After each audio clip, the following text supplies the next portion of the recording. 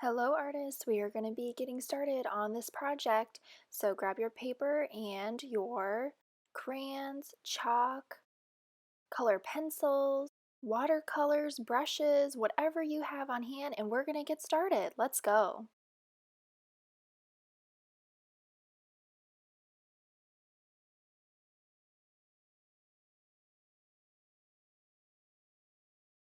Now with your pencil, we are going to get started sketching our outline.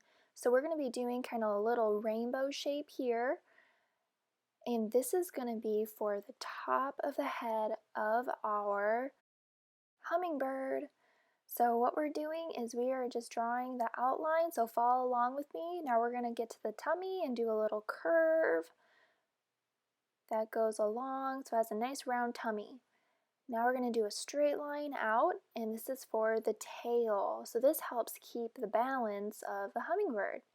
Now we're going to go up and curve over for the wings. So we're going to have a little sliver for the wing that's tucked behind, and then we're going to have a bigger, larger wing that's going to be up in front. So you can see this wing is much bigger than the one that is behind.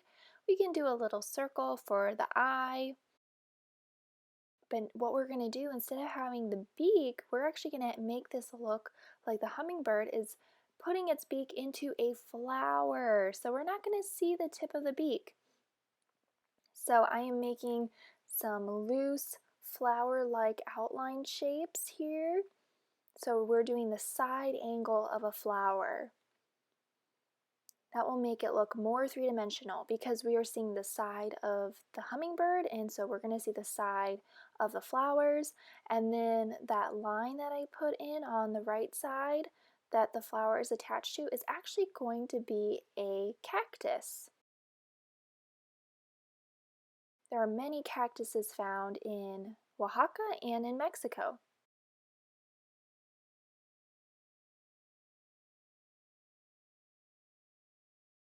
The flowers on a cactus are a treat for the hummingbirds to get all that yummy nectar out. Now I'm going to go ahead and grab some color pencils here with some colors that I feel like I will use.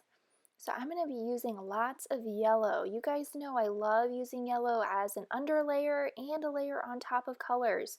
So what I'm going to do is I'm going to be putting lots of yellow down. That way we have some nice warmth coming through on the hummingbird. And remember, just nice light pressure using the side of the pencil, small quick strokes to fill it in.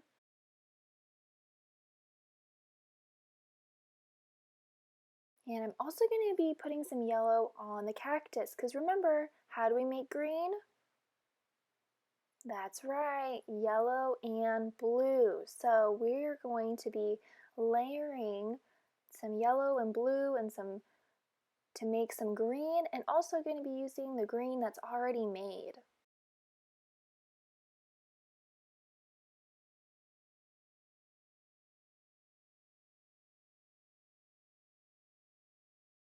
Now this is our reference photo we're looking at. You guys can see that is up above us. So go ahead and make sure you're kind of peeking at that reference photo so you can kind of see where we're heading. Notice it looks different than the photo, and that's a good thing. We don't want it to look exactly like the photograph. We want it to look like your own drawing, not a photograph.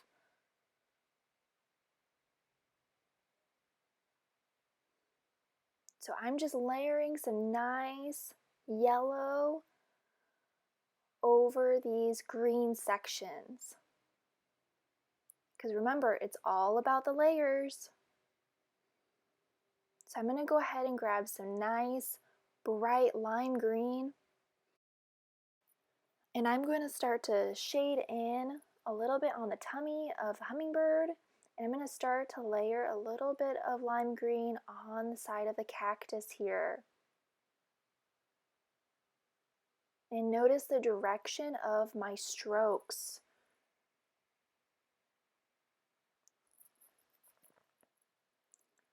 Now I'm going to fill in the space behind the hummingbird here with the light green.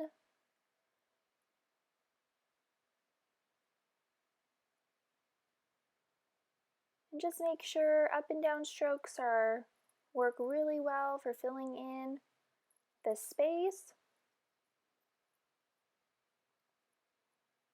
And you can see the color, the green, is getting deeper and deeper in value. Remember value? Value just means darker.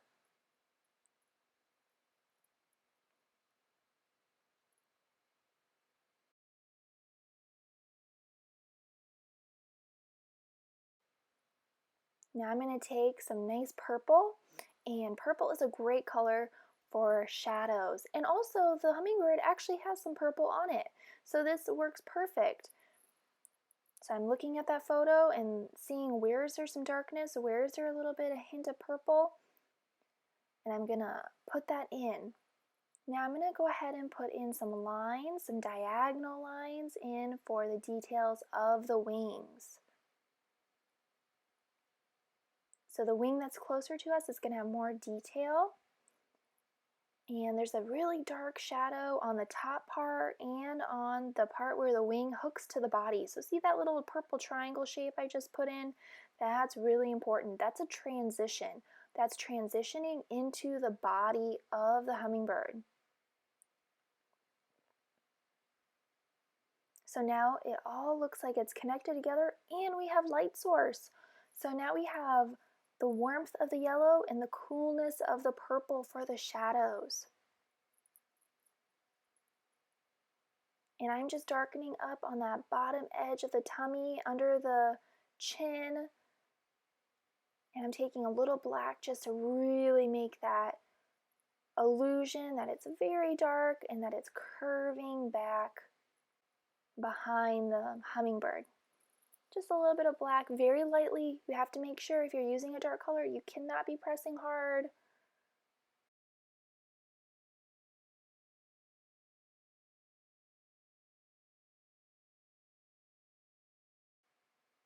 Now I'm going to grab a little bit more purple to layer on top of the black.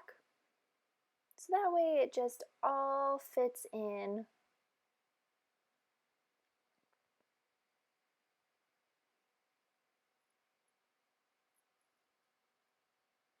So what we're doing is we are increasing the contrast.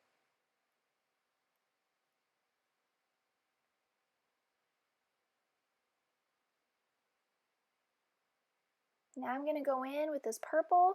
I'm just going to outline our pencil marks that we put in the background. That way it's a little bit clearer what's going on behind the hummingbird. I'm going to outline all the pencil marks here that are for our cactuses and for the side view of the flowers.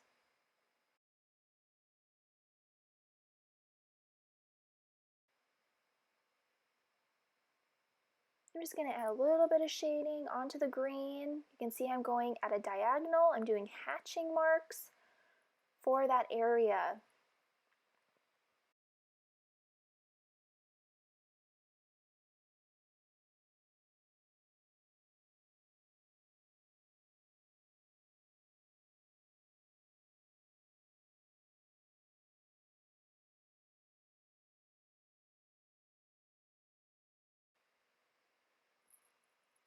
So just remember, the more times you layer with your color pencil, the darker the color will become. So for this video, we are going to stop there, take a break, have a little snack, and then you're going to come back to the next video and we are going to continue coloring in this hummingbird drawing inspired by Oaxaca, Mexico. Nice work, you guys!